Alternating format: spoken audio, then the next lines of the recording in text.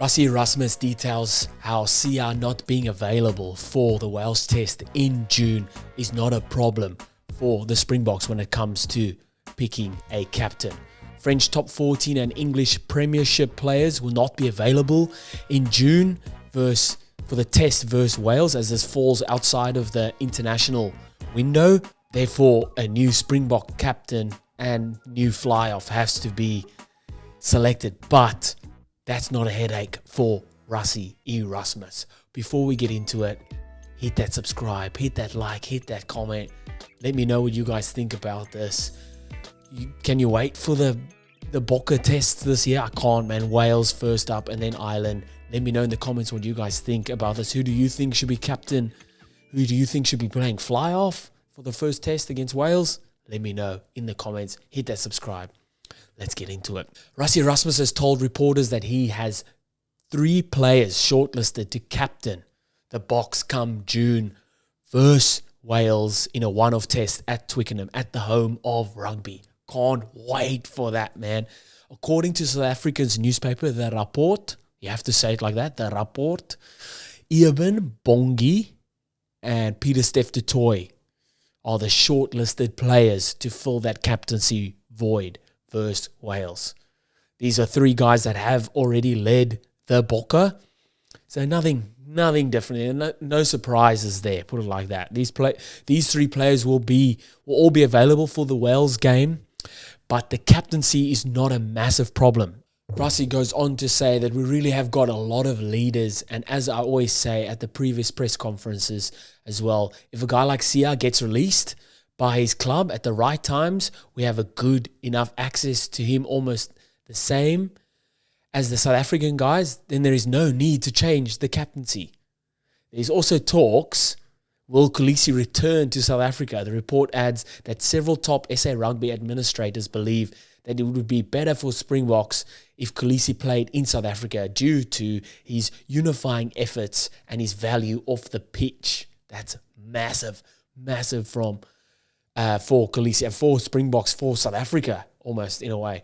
However, a top source in SA Rugby told the newspaper that the union cannot afford to buy Kolisi out of his contract at Racing 92. Something that is well known about French clubs, that they are very, as you would be, strict with their contracts and with their players. Like, they're spending lots of money on the players. There would be all kinds of clauses in there to keep those players.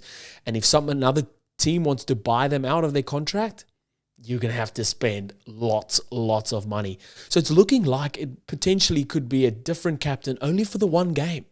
Because as soon as we get to the Irish games, I'm guessing that's when it falls in the international window, and certain like Sia Kolisi might be available again, and Andre Pollard will be available again to play fly-off. Interesting.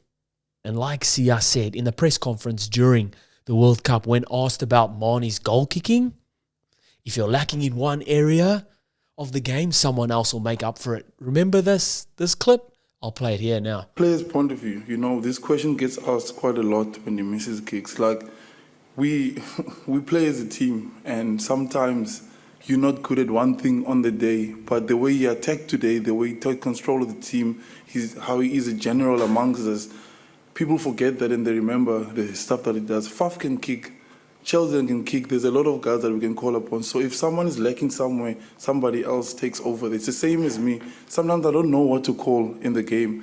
Dwayne will call, Eben will call, or Mane makes a call. So if someone is lacking somewhere, somebody else picks up for them. So he's not going to be good at everything every single day. There's sometimes some fly off, you have to hide them, they can't tackle. He tackles there with us. So you can't have everything on the day. Sometimes we lack somewhere. That's why we work together. We don't stress about it. If he misses it, next time we go. It's the same as a throw. If you throw a stupid throw, you don't do it intentionally. So we're working as a group. We work together, and he has confidence in us. And when Faf has to kick, nobody stresses. We move on because he's going to be, maybe he's good on the day. Thank you. Oh, amigo. So like Sia said, there's leaders in the team. When someone is lacking somewhere, someone else makes up for it.